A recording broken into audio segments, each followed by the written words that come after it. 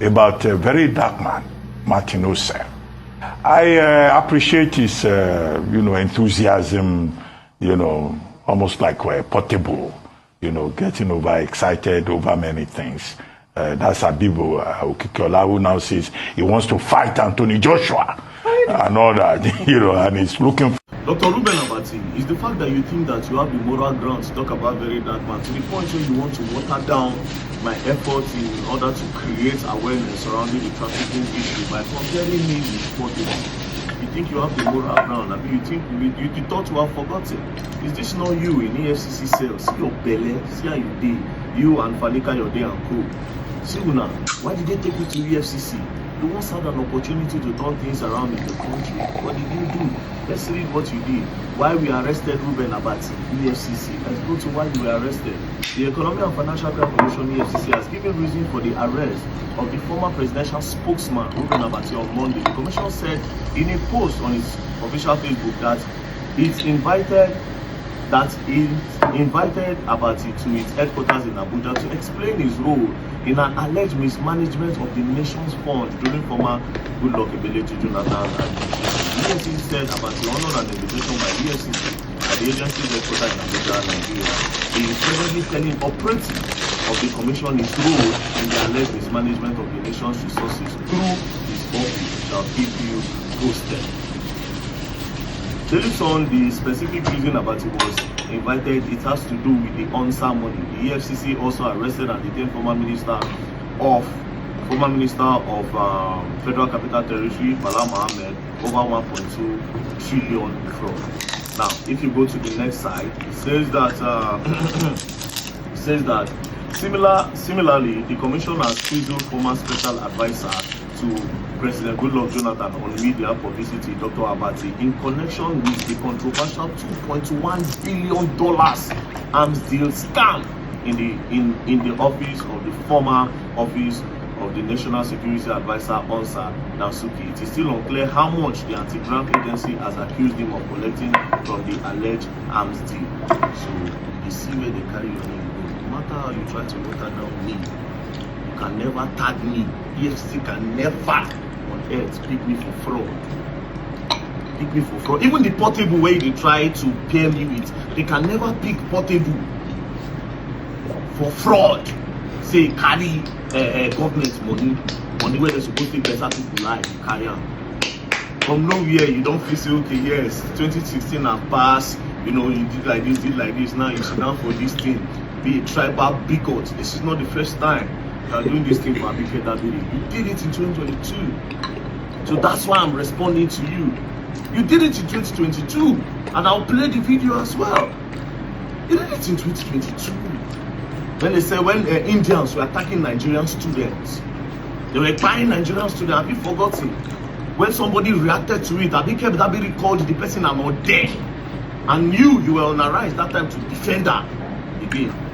Tribal bigots. I don't even know how you take get doctor for your name. Maybe now you be doctoring documents. See where they put your name. The EFCC carry your belly, fraudster belly, where you carry according to EFCC now. What they call you? And you have the audacity. They are knowing part of everything.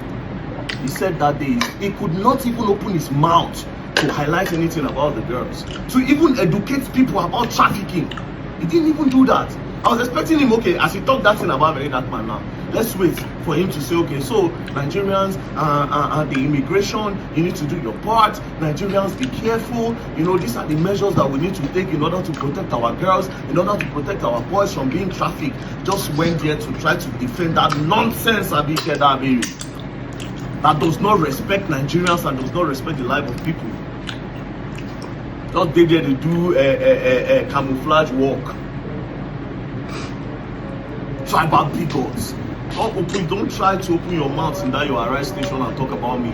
If you want to talk, let me come to your station. Let's talk about you and what you do with the money that they allege that you stole. Now stand for that arise, especially you. People when they talk about that people in the country, but when you had the opportunity, see where they put your name. The EFCC picked you up with your big belly. They picked you up. So you did there black like Dudu soon. You be like under pots. You be like under the bed. Very pretty face. Be like my bag, my pouch. They won't start to judge me. He acts like portable. Like the portable, you are trying to look like a fool now. You basically now you try to say you do things like even the portable, they give an opportunity where they give you. Tribal bigots. See the video. Few people let me play the video so that I will know inside it. He did it in 2022 for Abike Dabiri still. Watch. Reactions have trailed comments made by the chairman of the Nigerians in Diaspora Commission, Abike Dabiri, who in a recent Twitter post responded to a comment by using an insulting word while addressing the attack of Nigerian students in India. Well, on October 17th, the video showing Nigerian students being attacked at a university campus near Delhi, where 30,000 Nigerian students study, surfaced online. The chairperson took to Twitter to respond to the tweet, saying that the issue had been resolved. The Twitter user, who felt her response was unsatisfactory, commented using an insultive language and said that Abike supports a failed government and was equally part of the failure. While responding to the Twitter user's comment, Abike used the word ode, a Yoruba word for foolish person, which has generated concern from various people, including Obiezekwe, who described the response as messy and asked Abike Dabiri to clean it up. Well, let's take a reaction from Fola, who wrote, "One person whose job is to protect Nigerians in the diaspora and facilitate relationships with the international community just stereotyped the community of Nigerians living in Indonesia because she was personally insulted, a stereotype she should be working hard to dispel." Dr. Abati. Okay, it's a matter of perspective. There's a lot of abuse, a lot of vitriol on Twitter. What Abike Dabiri did, I thought was in order. When that incident occurred Friday, Saturday, in that university, Goenka University in Gujarat, India, as a result of a football match, and then differences between Nigerians and the Indian students, she put out a statement and said, look, the Nigerian mission stepped in immediately, and that about 83 students, were rescued. The Nigerian mission in India also engaged the authorities, the Indian authorities, and also the school. And they got concrete assurance that the situation will be addressed. Yes. And she ended by saying, look, anybody that has any issue should please report to the Nigerian mission in Delhi, who are well apprised of the situation. So very plain, direct statement showing support, emphasizing citizen diplomacy. So I don't... Reuben Abati. Sorry, Abati. You see, it's not your first time, but you're kissing ass. Tribal bigots. You could not open your mouth to say at least. And all those people they defend Abike Dabiri. It's not her first time. You can see. That's who she is. That camouflage she did there, they do. When she knows that they report problem to her every time. You want to know, say that woman a very nonsense person. You know how many times I don't call her attention to Nigerians when they did Libya. She don't talk anything. She don't open her mouth. The moment when she feels the one no concern her, she'll quickly want to use and shine. But for there, she go shoot herself for leg. That Libya won't really wait for you there. People when they give you Abati, Fabi Abati, sorry. They talk. You won't water me down? You know what I see? Why every coast will make me the best? I don't tell you say we don't give government official 24 hours or time. The taxpayers money they hold. Who they pay them? Those kids not in diaspora, we send all the traffic victims there for the diaspora. Even if the traffic them reach there finish, they don't stay for a long time. Traffic they don't pass, they don't start the suffer. They're in diaspora. Mouth you they talk because you won't defend your better be careful with me. Better be careful with me. Not people like you can criticize me. You know possible. You had the opportunity. You sat down in power and I will not sit down for power, for good luck, ability, Jonathan regime. Went for do a lot of things for this country, wrong and don't do. Today you don't come down. See where you go to sit down. Meanwhile, shout out to Rufai and that beautiful lady. Yeah, because as he said the other day, said, let's say they say you won't fight the lady and you won't beat her. Tribal bigots. You gotta be careful, else you're gonna learn or you won't learn the hard way. Don't play. Martins Vincent Oshe, popularly known as Very Dark Man, has highlighted the plight of young girls trafficked from Nigeria to Ivory Coast. In a video posted on Instagram, the activist called on the chairperson of the Nigerians in the Diaspora Commission, Abike Dabiri, giving her a 1-week ultimatum to repatriate the girls to Nigeria, warning that her failure to act will result in serious problems. He claimed that the trafficked girls in Ivory Coast were in their hundreds and that some were as young as 12 years old. Let's take a look.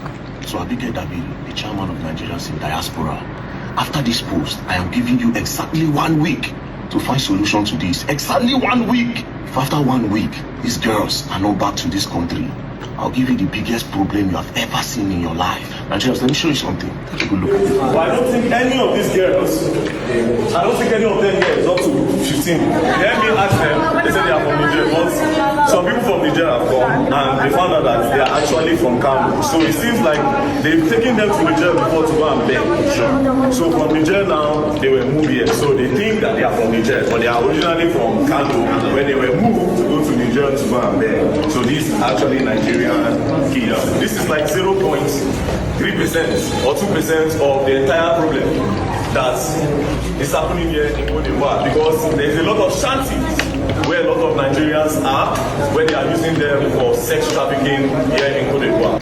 Well, meanwhile, Abike Dabiri has reacted to VDM's ultimatum, calling it ignorant and misinformed. Let's take Abike Dabiri's tweet. She wrote on X, "Totally wrong, misinformed, and ignorant call. Have you heard of NAPTIP Nigeria? It's the agency responsible solely for trafficking. NIDCOM has collaborated with them as much as we can. And for your information, using my own personal resources, not government, I'm sure NAPTIP Nigeria will treat appropriately. I advise you to tag them." I mean, Vimbai, this is a huge topic. I mean, I know on the cover of Daily Trust newspapers, if we can pull that up, and their lead story on the Daily Trust is traffickers using digital platforms to lure Nigerians. And NAPTIP is saying that over 7,000 victims have been rescued in 2 years. Digital platform. And of course, I reached out to Abike Dabiri and she did talk to me about what kind of collaboration that they have been doing with NAPTIP. And she was graceful to send me, some of the roles of NAPTIP. I'll just read a few of them and then I'll come to you. And, powers of NAPTIP, I'd like to educate Nigerians. They have the powers, one, to investigate whether any person, body, or entity has committed an offense under this act, or the offense of trafficking under any law.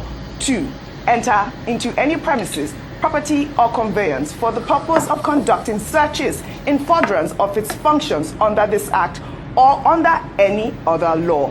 3, arrest, detain, and persecute offenders under this act or any other law on trafficking in persons in Nigeria. I mean, I would say kudos to NAPTIP, really. 7,000 Nigerians in 2 years. It's a lot. And kudos to also VDM for going out there and highlighting the plight of these young children who have been trafficked, most of them unknowingly, to Ivory Coast, saying that there are hundreds that are out there. As much as we give kudos to NAPTIP, we urge them to look into the case of those children trafficked to Ivory Coast. Thank you so much for that. And those are the main points. First of all, I begin with those girls, not just these girls, all victims of trafficking around. Yes, it's a tall order for NAPTIP, but for now we know about this group, so we continue to advocate for NAPTIP in collaboration with NIDCOM to do something about this. That's number one. Number two, when it comes to Very Dark Man, I think it's important for us to always encourage activism. Yes. and for us to, to commend it. However, it's also important for us to set out the structures in the manner which we do so. I know he has his own way of communicating and getting his message across to his followers and so forth, but it's important to note that we can't threaten people on social media. That is not correct. Yes. Now to the main issue. NIDCOM itself, under Madam Abike Dabiri, last year, remember there was the issue of the Nigerian girls in Ghana. Yes. 13 of them.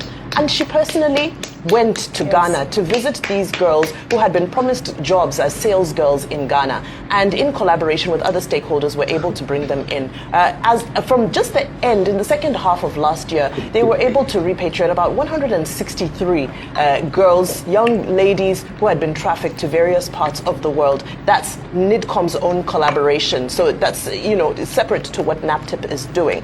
So I understand, NIDCOM is more visible. So I understand the call to NIDCOM.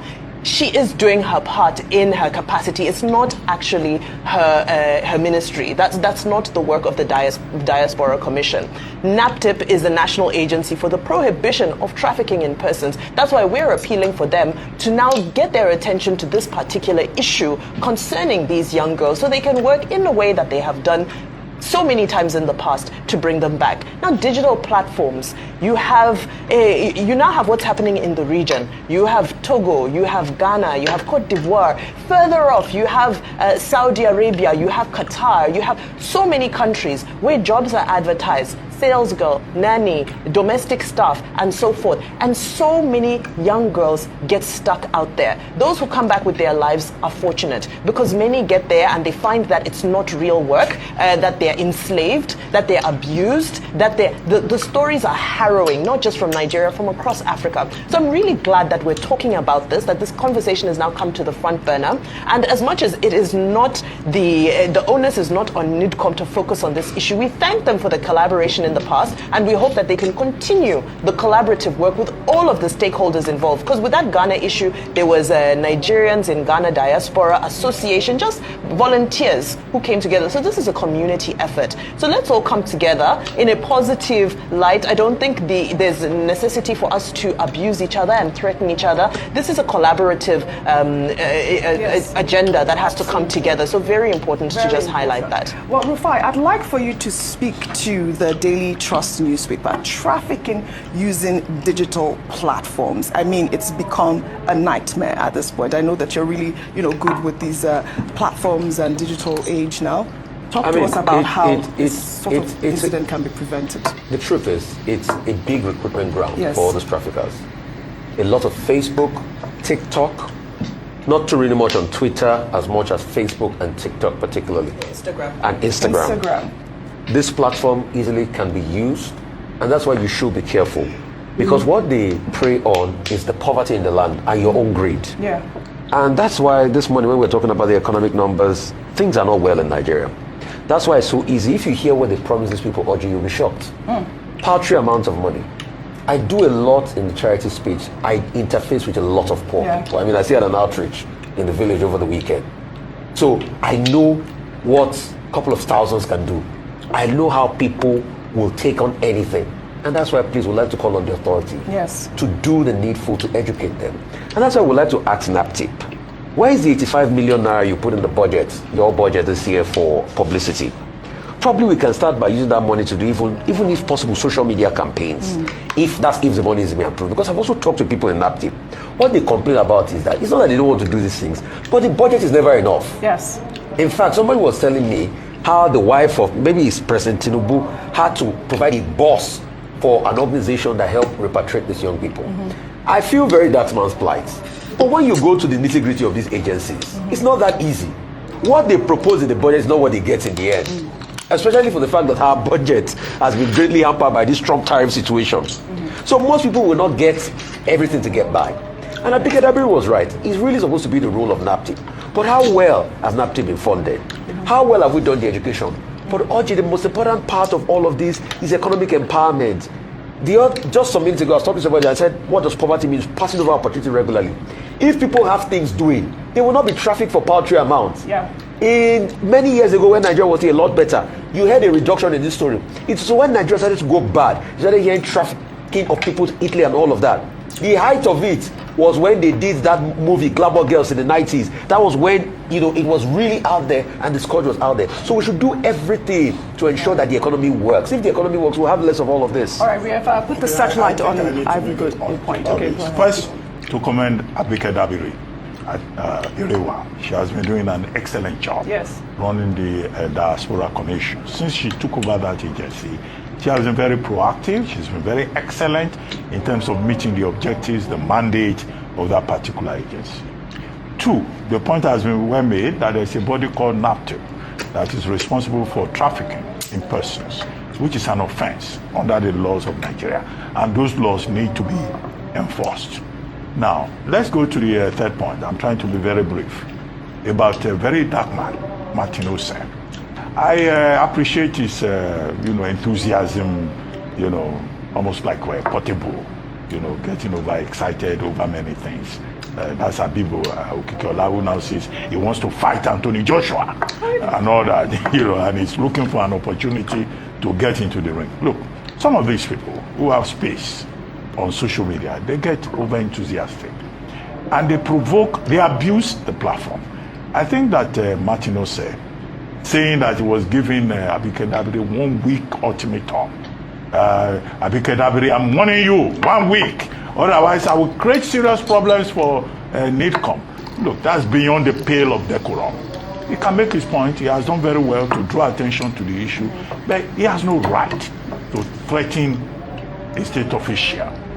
Okay? So I think that was a bit overboard. And all these people who say they are on Instagram, they are on this and that. Yes, media has become very democratic. But there's also too many quacks and ignorant people, using that space and going, beyond their boundaries. Right. I think his statement about Abike Dabiri and NIDCOM is unfair. Right. And we need to underscore that. All right. Very yeah, well he said. can do his activism. But you should do so with some level, right. Of education. All right. Not ignorance. Well, we have turned the searchlight now on our girls in Ivory Coast, and we urge NAPTIP and, of course, NIDCOM to do their best to bring our girls back home. Thank you. I go by the name Black Mamba. Don't forget, I thank God for my subscribers, my phone, and my sub. If you like, if you comment, if you subscribe, I'll keep thanking God for you. I love you all.